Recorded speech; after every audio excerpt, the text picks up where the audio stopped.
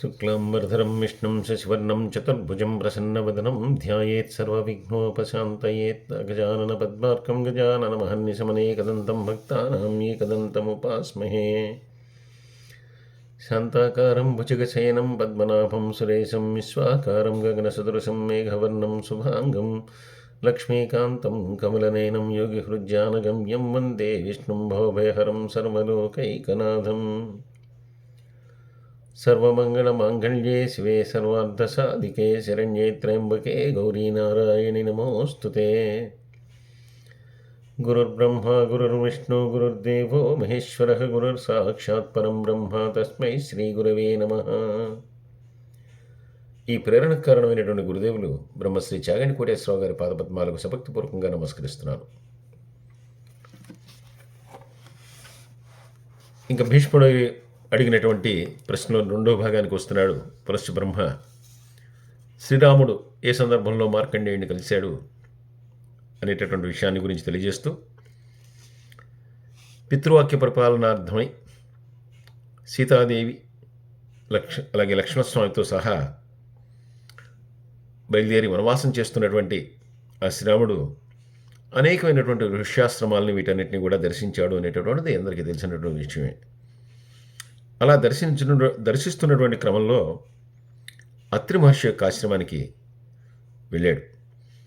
వెళ్ళినటువంటి వాడు ఆయనకి నమస్కరించి, అయ్యా, మీరు వ్రతనిష్ఠులు, చాలా గొప్పవారు, సకల తీర్థముల యొక్క మహిమలని కూడా తెలిసినటువంటి వాళ్ళు, కాబట్టి ఏ ఏ పుణ్యక్షేత్రాలు ఎక్కడ ఉన్నాయి, ఏ ఏ తీర్థాలు మహిమాన్వితులైనటువంటి ఉన్నాయి, అలాగే ఏ తీర్థాలని దర్శించడం వల్ల బంధువుల యొక్క ఎడబాటు అనేటటువంటిది బాధను కలిగించదు, నాకు తెలియజేయండి. ఎందుకంటే మా పితృదేవుల యొక్క మరణ కారణంగా నాకు చాలా శోకం అనేటటువంటిది కలుగుతూ ఉంది. కానీ శోకం అనేటటువంటిది అంతగా కలగటం మంచిది కాదు. జాతస్య హి ధ్రువో మృత్యు ధ్రువం జన్మ మృతస్య చ అని కదా. కానీ నాకు అట్లా శోకం అనేటటువంటిది నన్ను వదిలిపెట్టట్లేదు. కాబట్టి ఏ క్షేత్రాన్ని దర్శించడం వల్ల, ఏ తీర్థాన్ని దర్శించడం వల్ల అటువంటి శోకం నుండి నేను విముక్తిని పొందుతాను. కాబట్టి అటువంటి క్షేత్రాన్ని గురించి నాకు తెలియజేయండి అని చెప్పిన తర్వాత అత్రి మహర్షి పుష్కర తీర్థంలో పితృదేవతలకు పిండ ప్రదానం మొదలైనటువంటి చేయటం వల్ల వారికి ఉత్తమ గతులు కలగటమే కాకుండా నువ్వు ఆ వేదన నుంచి దూరం కాగలుగుతావు. అక్కడ ఆ యజ్ఞపర్వత ప్రాంతంలో సాక్షాత్తు బ్రహ్మగారు అక్కడ యజ్ఞం చేశారని చెప్పబడుతుంది. కాబట్టి అటువంటి యజ్ఞపర్వత ప్రాంతంలో చక్కని అనేకమైనటువంటి తీర్థాలు ఉన్నాయి. అలాగే అక్కడ నువ్వు ఈ పిండ ప్రదానాన్ని ఆచరించడానికి పిండ వాపి అనేటటువంటిది ఒకటి ఉంది. కాబట్టి అక్కడ నువ్వు చేస్తే కనుక నీ వేదన నుంచి నువ్వు విముక్తిని పొందుతావు. అలాగే మీ పితృదేవతలకి ఉత్తమ గతులు కలుగుతాయని చెప్పిన తర్వాత శ్రీరాముడు అక్కడికి వెళ్ళాలని సంకల్పం చేసుకుని ఆయన వృక్షపర్వతాన్ని, కొన్ని నదీ తీరాలని, వీటన్నింటినీ కూడా దాటి ఆ యజ్ఞపర్వత ప్రాంతాన్ని చేరుకుని అక్కడ మధ్యమ పుష్కరాన్ని చేరుకుని పితరులకి అక్కడ తర్పణాలని ఇస్తున్నటువంటి క్రమంలో ఆ సమయంలోనే అక్కడికి సాక్షాత్తుగా కొంతమంది మహానుభావులందరూ కూడా అక్కడికి వేయించేయటం ఈయన దర్శించాడు. వారందరికీ కూడా భక్తి శ్రద్ధలతో నమస్కరించాడు. అలాగే అత్రి మహర్షి ఆ మధ్యమ పుష్కర ప్రాంతంలో ఎక్కడైతే మార్కండేయుని యొక్క ఆశ్రమం ఉందో ఆ విశేషాలను కూడా చెప్పాడు. ఈయన ఆ ఆశ్రమం వైపు కదిలి వెళుతుండగా సాక్షాత్తు మార్కండేయుడే, మరి ఈయన శ్రీమన్నారాయణుడి అవతారంలో ఉన్నటువంటి శ్రీరాముడు కాబట్టి ఆ మార్కండేయుడే స్వయంగా ఈయనకి ఎదురుగా వచ్చేట. వెంటనే ఆ మునికి ప్రార్థనాపూర్వకమైనటువంటి నమస్కారాలన్నీ కూడా చేసిన తర్వాత, నీకు జయమగుగాక, నీకు భద్రమగుగాక అని చెప్పి ఆ మార్కండేయుడు శ్రీరాముడిని ఆశీర్వదించాడు. ఈ రకంగా మార్కండేయుడిని శ్రీరాముడు ఆ పుష్కర తీర్థ ప్రాంతంలో, మధ్యమ పుష్కర ప్రాంతంలో కలవటం జరిగింది అని చెప్పి భీష్మునికి చెప్తూ, ఈ పుష్కర తీర్థ ప్రాంతంలో మనకు లక్ష్మీదేవి యొక్క శాపాలు, యజ్ఞ సందర్భంగా ఆ యాగం చేస్తున్నటువంటి సందర్భంగా బ్రహ్మదేవుడు గాయత్రీదేవిని, సరస్వతీదేవి రానందున ఆ గాయత్రీదేవిని ఆయన తన పక్కన ఉంచుకుని యజ్ఞం చేయటం, ఆ సందర్భంగా సరస్వతీదేవి, లక్ష్మీదేవి కాదు సరస్వతీదేవి ఇచ్చినటువంటి శాపములు ఇవన్నీ కూడా మనం ఒకసారి గుర్తుకు తెచ్చుకుంటే ఆ శాపముల యొక్క ప్రభావం కూడా ఎంత విచిత్రంగా పనిచేసింది అనేటటువంటిది ఇక్కడ ఈ సందర్భంగా పులస్త్య బ్రహ్మ చెప్తూ ఉన్నారు. ఇలా బయలుదేరినటువంటి రాముడు ఆ పితృ దేవతలకు అంటే దశరథ మహారాజు గారికి అంతకుముందు ఒకసారి ఎప్పుడైతే భరతుడి నుంచి ఈ విషయాన్ని విన్నాడో వెంటనే అక్కడ ఆ నది ఒడ్డున తాను పిండ ప్రదానం చేశాడు. కానీ తాను ఏదైతే భుజిస్తాడో అది మాత్రమే ఆ రోజు పిండ ప్రదానంలో పెట్టాడంటే కేవలం గారపిండి ముద్దలతో పిండ ప్రదానాన్ని చేశాడు అని చెప్పి మనకి వాల్మీకి రామాయణం అంతర్గతంగా చెప్పబడుతుంది. కానీ ఇక్కడ పద్మపురాణ అంతర్గతంగా తిరిగి రాముడు ఈ పుష్కర ప్రాంతంలో ఈ పిండ ప్రదానాన్ని నిర్వహించాడు అనేటటువంటిది కేవలం ఈ పురాణ అంతర్గతంగా మనకి చెప్పబడుతుంది. వాల్మీకి రామాయణంలో ఈ విషయాన్ని గురించి ప్రస్తావన లేదు. ఇప్పుడు అక్కడ ఆ ప్రాంతంలో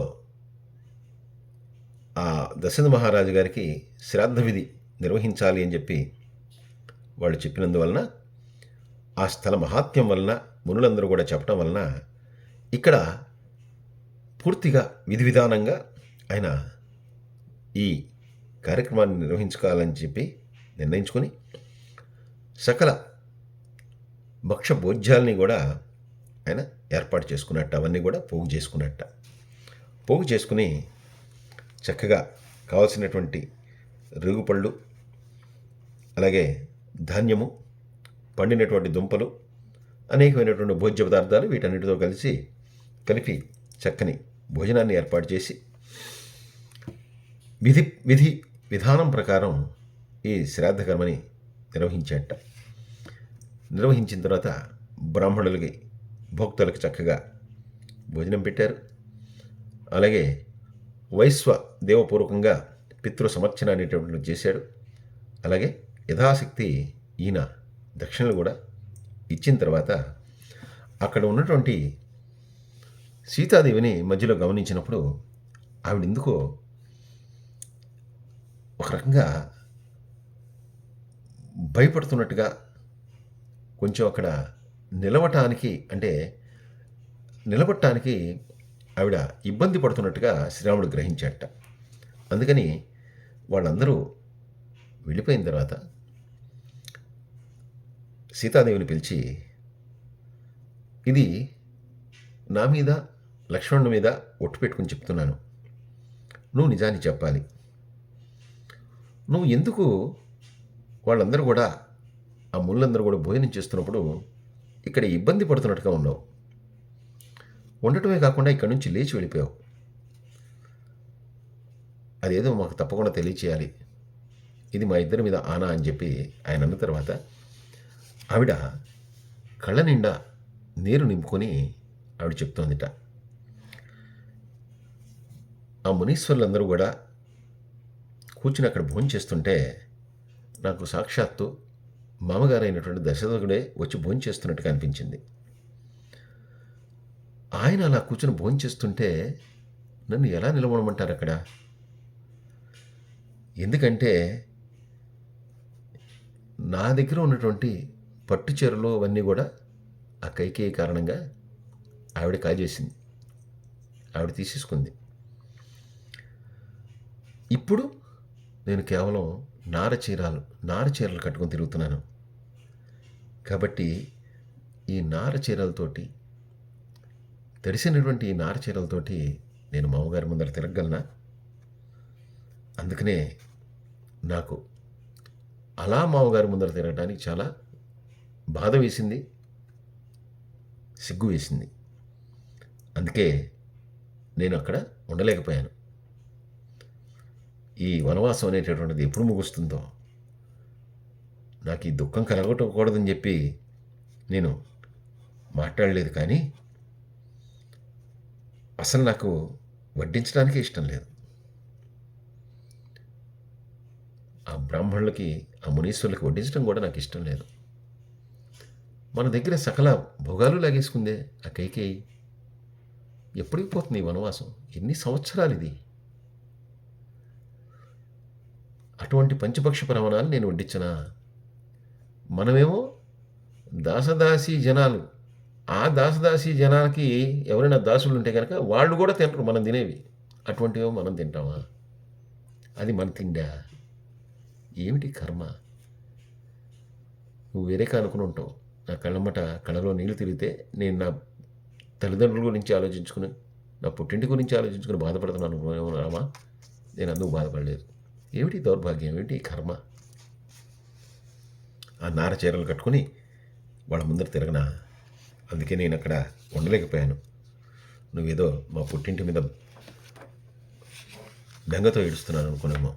కాదు, నేను ఏడిచింది ఎందుకు అని చెప్పి అనేసరికి అస్సలు ఒక్కసారిగా రాముడు ఆశ్చర్యపోయాట. అర్థం కాలేదు. మహాసాధ్వి పతివ్రత అయినటువంటి సీతాదేవి ఇలా వింతగా మాట్లాడటం ఏమిటి? ఇంతగా ప్రవర్తించడం ఏంటి? అసలు తనకి ప్రియమైంది ఏదో, తనకిష్టమైంది ఏదో అది చేస్తుంది ఆవిడ. అటువంటి ఆవిడ ఈ రకంగా మాట్లాడటం ఏంటి? ఎందుకు ఇలా మాట్లాడిందని చెప్పి కొంచెం ఆలోచనలో ఈయన ఓడిపోయాట. ఆ తర్వాత ఇంకా ఆ ప్రాంతం నుంచి వెళ్ళిపోదాం అని చెప్పి నిర్ణయం తీసుకుని మర్నాడు ఉదయం లేవంగానే లక్ష్మణుని పిలిచి, నువ్వు ఆ పుష్కర జలాన్ని తీసుకురావయ్యా, తీసుకొస్తే కనుక మనం ఇంక వెళ్ళిపోదాం అని చెప్పి ఆయన అన్నట్ట. వెంటనే లక్ష్మణుడు, అసలు నీకు ఇలా దాసులా పడి ఉండటమే నా పనే, ఇంకా నాకు వేరే పనేం లేదు. నా జీవితం అంతా నీకు దాసుడుగా ఉండటమే, అంతేగా. నీళ్ళు తెమ్మంటావు, కందమూలాలు తెమ్మంటావు, ఆశ్రమాలు కట్టమంటావు, ఏ పని చెప్తే ఆ పని చేస్తూ ఉండాలి. అయినా అన్నయ్య, కొంచెమైనా దయా దాక్షిణ్యం ఉండాలి కదా. అన్ని పనులు నాకే చెప్తావేంటి? ఏ ఆ సీతాదేవి ఉందిగా, ఆవిడికి చెప్పవా? నేను ఒక్కడే ఉంటే నాకు చెప్తే అర్థం ఉంది. ఏదో నువ్వు పెద్దవాడివి, నేను చేస్తాను. కానీ ఆవిడ కూడా ఉందిగా, ఆవిడకి మాత్రం ఏ పని చెప్పవు, నాకే చెప్తావు అన్నీ. పోనీ ఆవిడేమైనా బలహీనంగా ఉందే, ఆవిడేమైనా ఇబ్బందిపూర్వకంగా లేదు, ఆవిడికి మంచి ఆహారాన్ని పెడతావు, ఆవిడ చక్కగా పుష్టిగా చక్కగా ఉండాలి. కానీ నాకు మాత్రం పనులన్నీ చెప్తూ ఉంటావు. నువ్వే కాదు, ఆవిడ కూడా నాకే పనులు చెప్తుంటుంది. అసలు నేను ఇలా ఎందుకు చేస్తున్నానో నాకేం అర్థం కావట్లేదు. పోనీ నేను ఏమైనా తింటానా? నేనేం తిన్ను. ఆకలి కూర్చుకుంటాను, నిద్ర కూర్చుకుంటాను, అయినా కూడా దయాదాక్షిణ్యాలు లేకుండా పనులన్నీ నాకే చెప్తారు. అసలు కొంతమంది అంటారు, ఇహంలో కాదు పరంలో సౌఖ్యాలు ఉంటాయని. నాకు అక్కడ ఉంటాయో లేదో నాకు తెలియదు అన్నయ్య. నాకు ఇక్కడ లేవు, అక్కడ లేవు, ఎక్కడా లేవు. నాన్నగారేమో కైకేయి మీద ప్రేమతోటి నిన్ను రాజ్యం నుంచి వెళ్ళిపోమన్నారు. అలా నిన్ను అడవిలో వదిలేసి ఆయనేమో పైకి వెళ్ళిపోయాడు. కైకేయి కానీ సంపదలు కానీ అన్నీ చక్కగా అయోధ్యలోనే ఉన్నాయి. ఆయన పైకి వెళ్ళిపోయాడు, సంపదలు రావు ఆయనతోటి, ఏమీ వెళ్ళలేదు, ఆయన ఒక్కడే వెళ్ళాడు. అలాగే నువ్వు పనులన్నీ చేత చేయించుకుంటున్నావు, సీతాదేవిని మాత్రం బాగా చూసుకుంటున్నావు. ఆ సీతాదేవి నీతో వస్తుంది అనుకుంటున్నావా? ఆవిడ కూడా నీతో రాదు, భ్రమలో ఉన్నట్టున్నావు అని చెప్పి రాముడితో అనగానే శ్రీరాముడు ఒక్కసారి, అంతకుముందు ఆశ్చర్యపోయినటువంటి శ్రీరాముడు ఒక్కసారి బెంబేలెత్తిపోయాట. ఏమిటి లక్ష్మణుడు ఈ రకంగా ఈ మాటలో లక్ష్మణుడు మాట్లాడటం అన్నా? నేను మరొకసారి చెప్తున్నాను, ఇది కేవలం పద్మపురాణ అంతర్గతంగా మాత్రమే చెప్పబడుతోంది. ఇలాగ లక్ష్మణుడు శ్రీరాముడిని నిందించినట్టుగా ఎక్కడ కూడా మనకి వాల్మీకి రామాయణంలో చెప్పబడలేదు. కానీ ఈ పద్మపురాణంలో ఉన్నటువంటి విషయాన్ని మీకు తెలియజేస్తున్నాను. వెంటనే ఆయన మళ్ళీ ఆలోచనలో పడ్డట. ఏమిటిది, లక్ష్మణుడు ఎప్పుడు మాట్లాడలేదు కదా ఇలాగా. సీతాదేవి ఎలా మాట్లాడుతోంది, లక్ష్మణుడు ఇలాగా మాట్లాడుతున్నాడు. కేవలం పుష్కర జలాన్ని తీసుకురమ్మని చెప్తే ఇన్ని మాటలు మాట్లాడాడు అని చెప్పి, సరేనాయనా ఊరుకో, నెమ్మదించు అన్నట్టు. ఈయన అంతటితో ఆగల, లక్ష్మణుడు అంతటితో ఆగల. శ్రావణుడు ఆయనతో ఈ మాట చెప్పిన తర్వాత, సరే నాయనా నువ్వు తేవద్దులే, సరే కానీ మనం బయలుదేరదాం, ఇంకా దక్షిణ దిశగా వెళ్ళిపోదాం అని చెప్పి అన్న తర్వాత మళ్ళీ లక్ష్మణుడు అన్నట్ట, నువ్వు వీళ్ళు నేను రాను. అలా అని నేను అయోధ్యకు కూడా వెళ్ళను, ఎందుకంటే నీతో వస్తానని చెప్పే కదా, అందుకని నేను అయోధ్యకు కూడా వెళ్ళను. నువ్వు వెళ్ళు, చక్కగా సీతాదేవిని తీసుకొని నేను ఎక్కడికి వెళ్తావు అక్కడికి వెళ్ళు. నేను రాలేను ఆ అడవుల్లోకి, నాకు ఇప్పటికే చాలా చిరాగ్గా ఉంది. 14 ఏళ్ళు పూర్తిగా అయ్యేదాకా నేను ఇక్కడే కూర్చుంటాను. నువ్వు వెళ్ళు, నువ్వు అడవులకే వెళ్తావో ఎక్కడికి వెళ్తావో వెళ్ళు, వెళ్ళి తిరిగి మళ్ళీ ఇటేరా. ఇది వస్తే నేను వస్తాను, నేను కావాలంటే రా. అలాగే నేను ఇక్కడ బతుకుంటే, మృగాల బారిన పడి చచ్చిపోకుండా ఉంటే, నేను బతుకుంటే నీతో పాటు వస్తా. నేను రాలేదనుకో నీకేం పెద్ద తేడా ఉండదు. నీకు సీతాదేవి ఉంటుంది, భరతుడు ఉంటాడు, శత్రుఘ్నుడు ఉంటాడు. వాళ్ళిద్దరు నువ్వు చెప్పిన మాటల్లో వింటున్నారు. నేనే కదా నువ్వు చెప్పింది చేయనివాడిని. ఇప్పుడు నువ్వు నీళ్ళు తీసుకురామంటే రాత్రి తీసుకురాలేదు కదా, అందుకని నువ్వు చక్కగా నువ్వు సతీ సమేతంగా వెళ్ళిపో, నేను ఇక్కడే కూర్చుంటాను అని చెప్పిన తర్వాత రాముడికి ఇక ఆశ్చర్యపడటం అయిపోయింది. ఇప్పటికే 2 సార్లు ఆశ్చర్యపోయాడు ఆయన, సంభ్రమం చెందాడు. ఇది ఇప్పుడు కూడా ఊహించినటువంటి పరిణామం. ఆయన వెంటనే లక్ష్మణుడితో, ఏం మాట్లాడుతున్నావయ్యా, నిన్ను వదిలిపెట్టి నేను స్వర్గంలో మాత్రం ఉంటానా? ఏమిటో వెర్రి, ఏదో మాట్లాడుతున్నావు. సర్లే, అయోధ్య నుంచి నా కోసం వచ్చావు కదయ్యా, అలాంటిది ఇప్పుడు నన్ను వదిలేస్తావా? అయినా నాకు ఒకవైపు సీతాదేవి నడుస్తూ ఉంటే మరొక వైపు నువ్వే కదా ఉండేది. తప్పయ్యా, అలా మాట్లాడకూడదు, దా కలిసే వెళ్దాం అని చెప్పి అన్నీ చాలా బతిమలాడిన తర్వాత మళ్ళీ లక్ష్మణుడు బయలుదేరట. ఇలా బయలుదేరిన తర్వాత ఆ ప్రాంతం నుంచి బయలుదేరి వస్తుండగా జరిగినటువంటి ఈ పరిణామాలు ఏవి కూడా అర్థం కాని శ్రీరాముడు ఆ పినాకపాణి అజగంధుడు అని పిలువబడేటటువంటి పరమేశ్వరుణ్ణి, ఏమిటే ఈ విచిత్రం, ఎందుకు ఇలా జరిగింది అని చెప్పి అనుకుంటూ ఆయన్ని స్తుతి చేయటమే ప్రస్తుతం ఉన్నటువంటి పరిణామం నుంచి బయటపడటానికి మార్గం అని చెప్పి బ్రహ్మాండమైనటువంటి శంకర స్తుతి చేశాట. సంహార హేతురపియ పునరంతకాలే తం శంకరం శరణం వ్రజామి యోయం స్వకృద్విమల చెరు విలోలతోయం గంగా మహోర్మిషమాం గగనాత్పతంతీం కైలాసశైల శిఖరం పరకస్ప్యుమానం కైలాసశృంగ సదృశేన దశాననేన యత్పాద పద్మ విధృతం స్థిరతాం దధార తం శంకరం శరణం ప్రజామి. ఇలాగా ఆయన్ని, ఆ శంకరుణ్ణి స్తుతించుకుంటూ వడివడిగా ఆ ప్రాంతం నుంచి బయలుదేరి ముందుకు వచ్చేసారట. ఈ రకంగా శ్రీరాముణ్ణి, ఆ శంకరుణ్ణి శ్రీరాముడు స్తుతించగా, ఆ పినాకపాణి అయినటువంటి ఆ శంకరుడు, నువ్వు శ్రీరామ విచారణ చెందకు, నువ్వు జగద్వంద్యుడివి, మానవ రూపం ధరించినటువంటి ఆ పరమాత్మవి, నిన్ను అందరూ కూడా ఆరాధిస్తారు. అలాగే ఈ 14 ఏళ్ల తర్వాత నువ్వు అయోధ్యకు తిరిగి వెళ్తావు. అప్పుడు నిన్ను దర్శించినటువంటి వాళ్ళంతా కూడా అదృష్టవంతులే. ఇప్పుడు నువ్వు ఒక దేవ కార్య నిర్వహణలో ఉన్నావు. ఇవన్నీ కూడా ఇలాంటి చిన్న చిన్నటి ఇబ్బందులు నీకు కలుగుతాయి.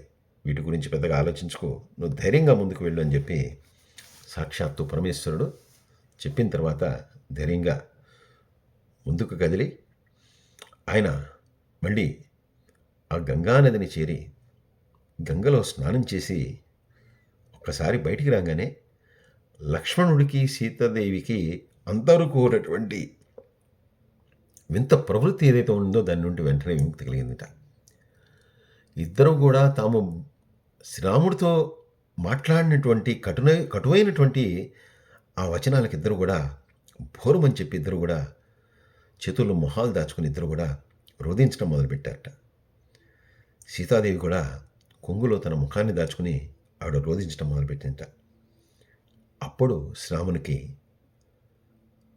అసలు విషయం అప్పుడు అర్థమైందిట.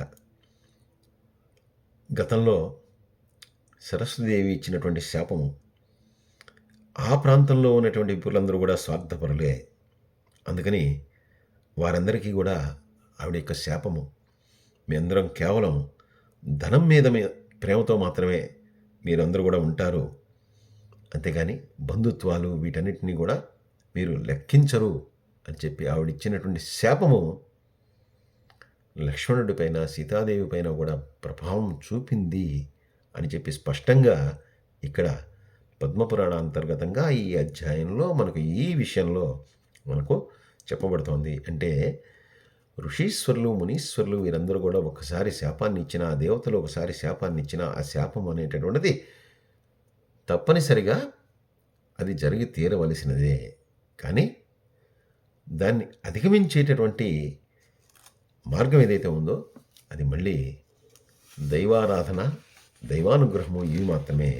కాబట్టి కేవలం ఆ భగవంతుని పట్ల భక్తి విశ్వాసాలను కలిగి ఉండటం, ఆ భగవంతుని పట్ల గొప్ప నమ్మకాన్ని కలిగి ఉండటం మాత్రమే ఇటువంటి క్లేశాల నుంచి మనల్ని పడవేయగలుగుతుంది.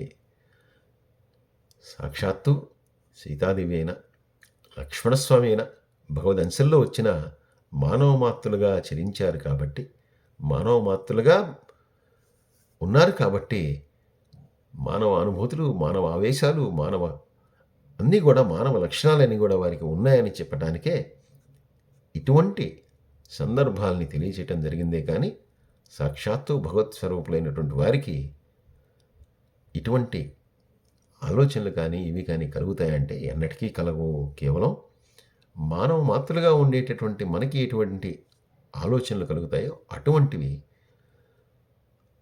ఆ లక్ష్మణస్వామి ద్వారా, ఆ సీతాదేవి ద్వారా చెప్పించి వాటిని సరిదిద్దుకునేలాగా మనల్ని చేయటమే ఇటువంటి వాటి యొక్క ముఖ్య ఉద్దేశంగా మనందరం గ్రహించాలని చెప్పి, అటువంటి శక్తిని మనకు పరమేశ్వరుడు ప్రసాదించాలని చెప్పి మనస్ఫూర్తిగా ఆయన్ని ప్రార్థిస్తూ, సర్వే జనా సుఖినో భవంతు, సమస్తలోకా సుఖినో భవంతు.